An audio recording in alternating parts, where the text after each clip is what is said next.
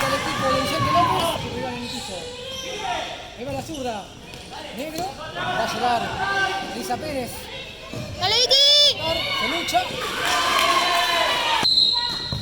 Bianchi. ¡Guau! Primero fue la número 23.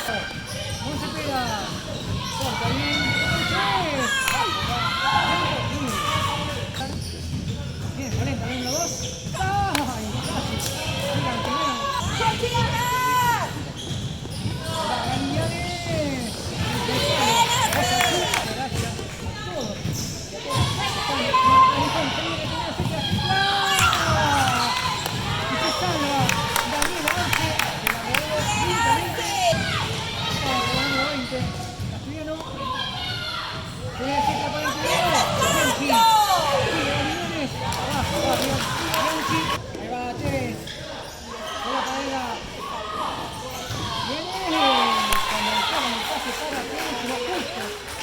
No cambió para el corto. Mano. Esto está dentro del área. Y es para el final. Ahí va, corto. Flores, corto. Flores, gigante, la 1. Se pega. Ahí va Negro. Pie a pie. Voy atrás con Bianchi. Corre, con Bianchi. Bianchi.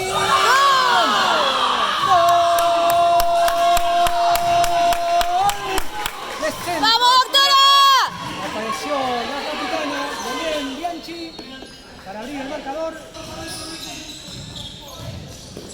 Está Bien.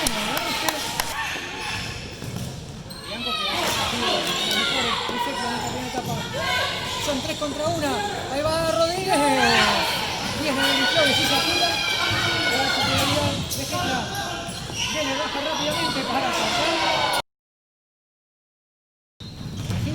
Jugar nuevamente. Verani, pega. Bajó Fortaleza, le gana a Heller. Quedarse. Si la cambió puesta el empate. ¡Bianco! Entre las piernas de Oyarzún. Está en suspenso. Natalia Negro. Bochazo largo. Rodríguez. Heller, muy bien para Negro. Queda la bola un poco atrás. No podía estar esperando. Esto es profesional.